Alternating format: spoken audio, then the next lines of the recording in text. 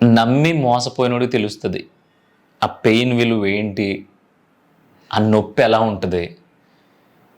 అసలు బాడీలో ఎక్కడా కూడా చిన్న ఘాటు కూడా పడకపోయినా అంత విపరీతమైన నొప్పి ఎందుకు వస్తుంది ఒక మోసం వల్ల అనేది ఆ మోసపోయినోడికి మాత్రమే తెలుస్తుంది.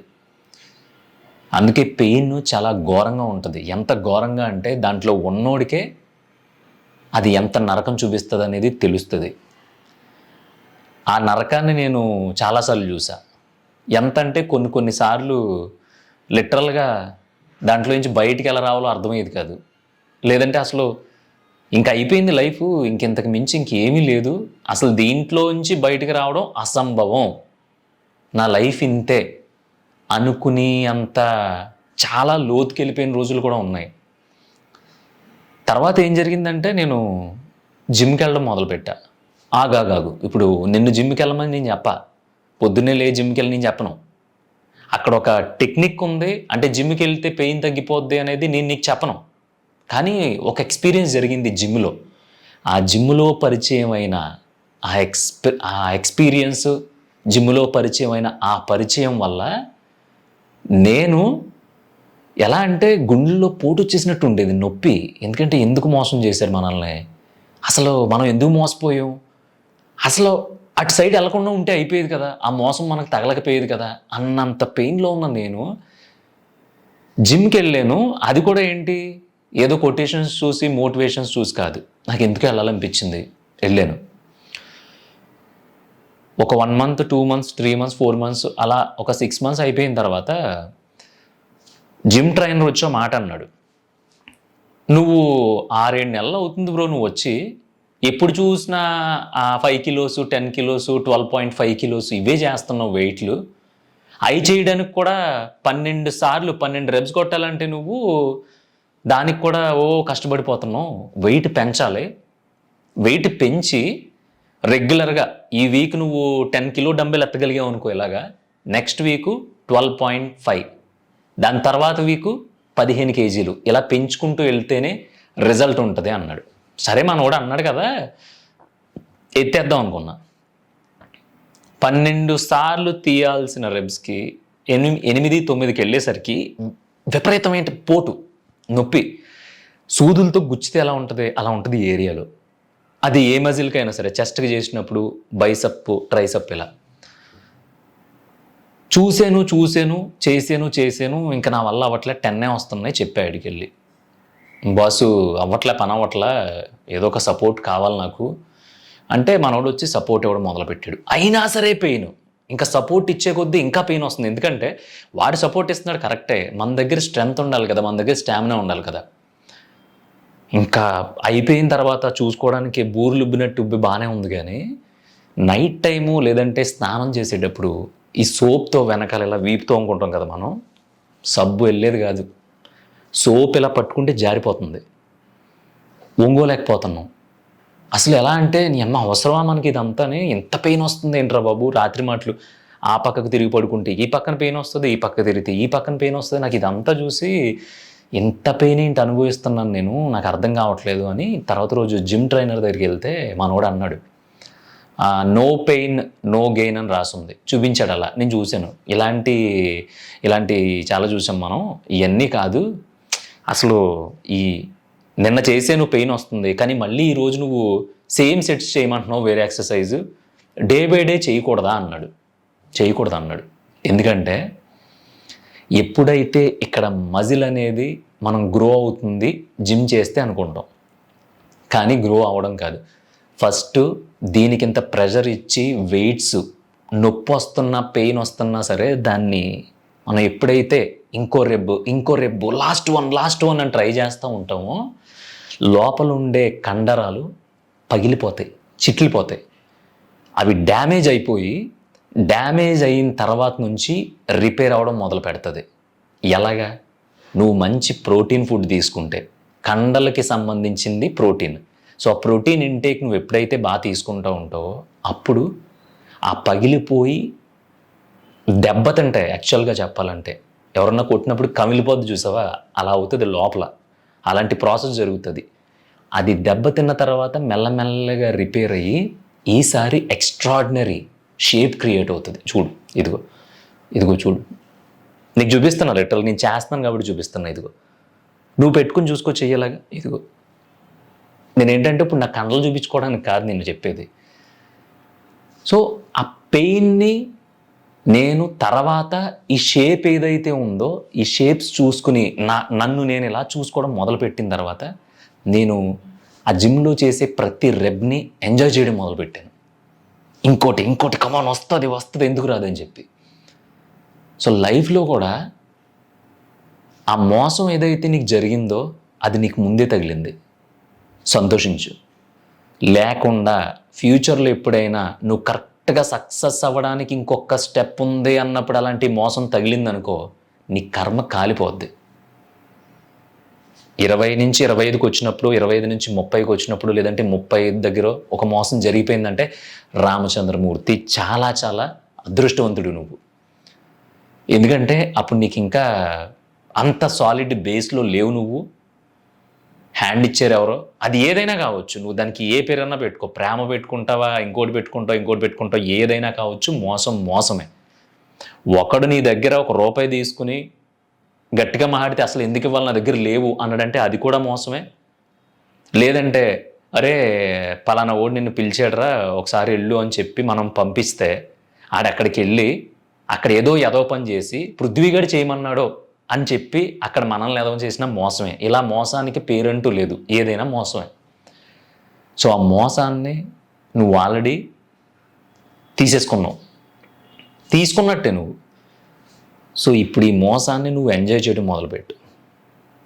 ఒక్కసారి జరిగిన తర్వాత ఒకసారి అమ్మా ఇలా ఉండడం వల్ల నాకు ఇలా జరిగింది, అదే నేను ఇలా లేకపోయి ఉండుంటే నాకు ఇలా ఎందుకు జరుగుద్ది, అలా జరగదు.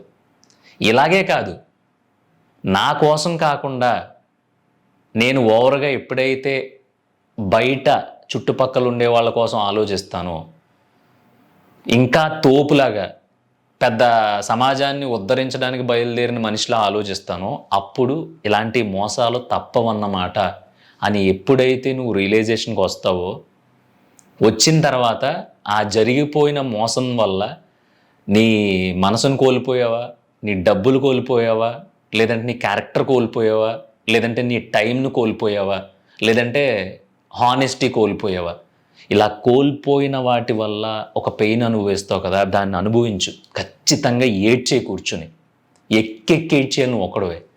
ఎందుకంటే దాని తర్వాత నువ్వు ప్రిపేర్ అయ్యే ఆ పర్సనాలిటీ ఉంటుంది చూసావు నీలో, అది ఈ షేప్ అన్నమాట.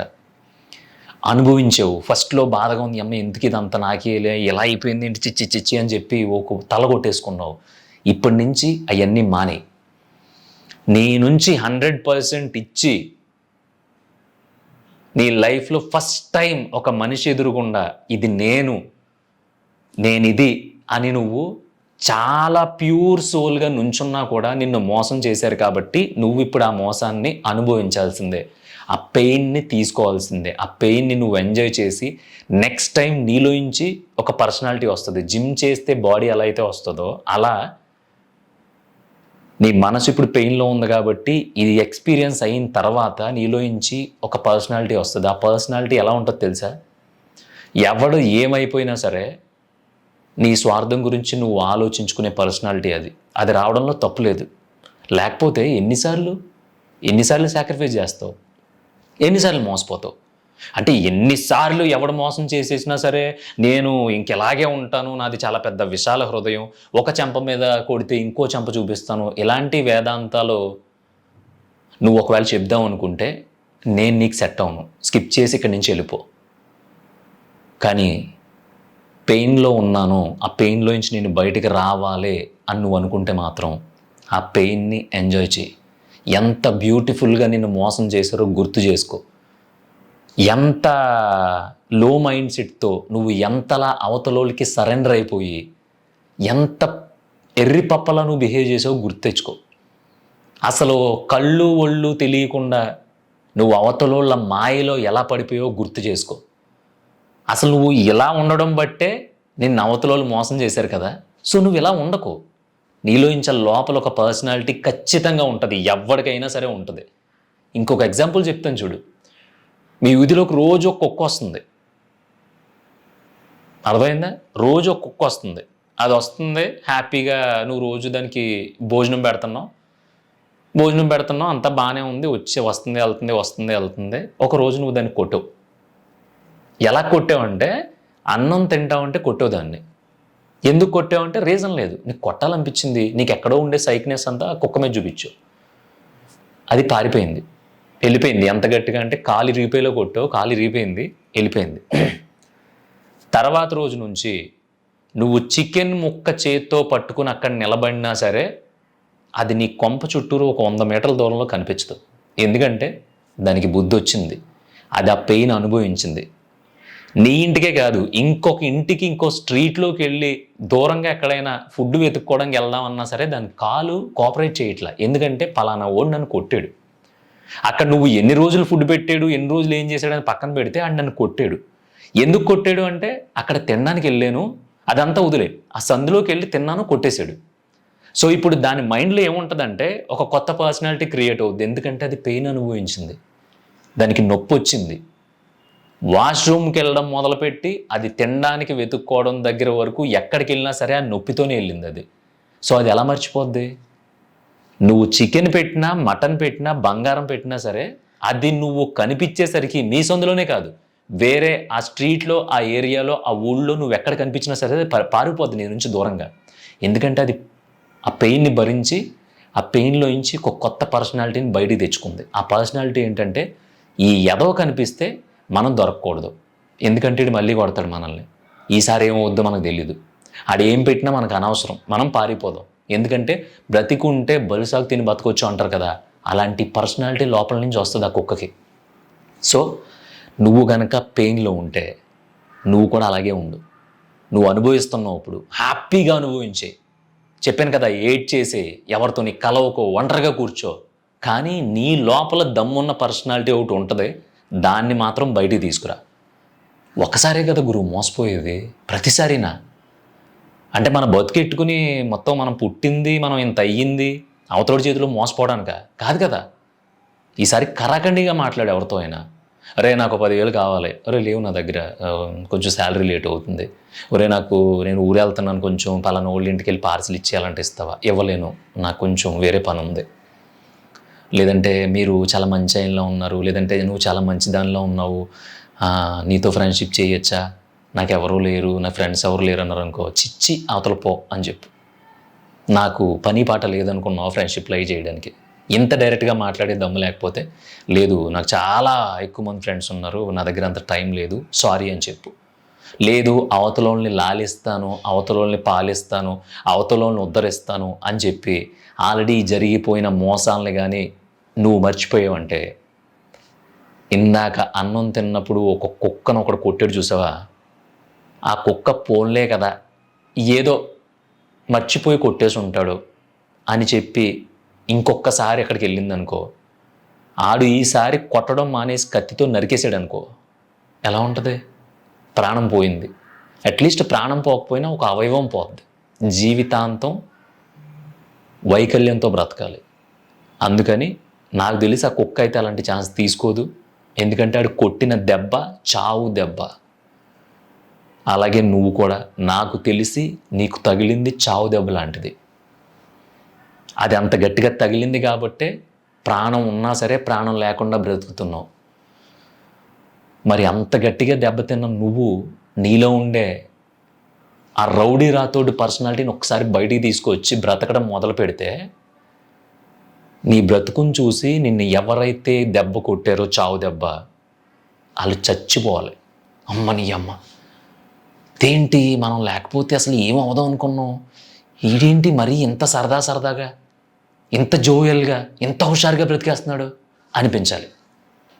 అలా అనిపించాలంటే నువ్వు పెయిన్ని అనుభవించేసావు, అనుభవించు. కానీ నీలో ఉండే ఆ పర్సనాలిటీని బయటికి తీసుకురా. బయటికి తీసుకురాకుండా అలాగే అనుభవించానుకో జీవితాంతం, నిన్ను నువ్వు కోల్పోతావు. నాకు తెలిసి నన్ను నేను కోల్పోయినా పర్లేదు అనుకునే అంత పెద్ద హృదయం ఎవరికన్నా ఉందంటే ఆడు బుర్ర తక్కువ ఎదవ నా దృష్టిలో, అది అమ్మాయి అయినా అబ్బాయి అయినా. హార్డ్లీ 70 సంవత్సరాల లైఫ్. ఎవడి గురించో ఇవన్నీ సాక్రిఫైస్ చేసేసి అలా మూలన కూర్చుని ముసలిదానిలాగా ముసలోళ్ళలాగా ఏడడం అవసరమా? దులిపేసుకున్నామా, బయటకు వచ్చామా, ఈసారి నుంచి మనకి నచ్చినట్టు బ్రతికేసామా? ఎలా బ్రతకాలంటే అవతలోడు బాబోయ్ ఏంటి ఇది ఎలా ఉండేది కాదు, ఎలా అయిపోయింది ఏంటి, ఎంత సరదాగా తిరిగేస్తుంది, అయ్యబాబోయ్ మనం అనవసరంగా అయ్యబాబు ఇప్పుడు ఏంటి అనే అనుమానాలు, అనే క్వశ్చన్స్ అవతలకి రేజ్ అయిపోతాయి. మనల్ని వాళ్ళు పట్టించుకోవట్లేదు అయ్యో అనుకుంటాం, కానీ మనం ఎలా చేస్తున్నాం, ఏం చేస్తున్నాం, ఎలా బ్రతుకుతున్నాం అనేది మనల్ని దెబ్బ కొట్టినోడు అబ్జర్వ్ చేస్తూనే ఉంటాడు. సో ఉడికించేయాలి ఎదవని. మగోడైనా ఆడదైనా ఎవరైనా సరే అంత గొప్పగా, అంత పిచ్చి పిచ్చిగా నీ లైఫ్ని నువ్వు ఎంజాయ్ చేసే, నీలో ఉండే ఆ పర్సనాలిటీని బయటికి తీసుకొచ్చి. అర్థమైంది అనుకుంటున్నాను. చాలామంది పెయిన్లో ఉన్నారు. చాలామంది కాదు, 100లో నాకు తెలిసి 100 మంది కూడా కాదు 100కి 150 మంది కూడా పెయిన్లోనే ఉన్నారు. పెయిన్ కాన్సెప్ట్ లేదంటే పెయిన్ తాలూకు కారణం వేరే అయి ఉండొచ్చు, కానీ అందరూ పెయిన్లోనే ఉన్నారు, ఇంక్లూడింగ్ మీ ఆల్సో. కానీ ఇప్పుడు నాలో ఒక కొత్త పర్సనాలిటీ బయట ఉంది. నేను అదే పర్సనాలిటీతో నాకు నచ్చింది నేను చేసుకుని బ్రతుకుతున్నాను. సో ట్రై చేయి, అవుతుంది ఖచ్చితంగా. అలాగే చాలామంది ఉన్నారు కాబట్టి వాళ్ళకి పంపించు. మనం ఎవరికి ఏది హెల్ప్ చేయలేకపోవచ్చు, కానీ కనీసం ఎవరి మీదైనా ఇలాంటి ఒక డిస్కషన్ పనిచేసిందనుకో బెటరే కదా. సో త్వరగా నీలో ఉండే ఆ పర్సనాలిటీని బయటికి తీసుకొస్తావు కాదు, తీసుకుని రా. ఎందుకంటే ఇది నీ లైఫ్.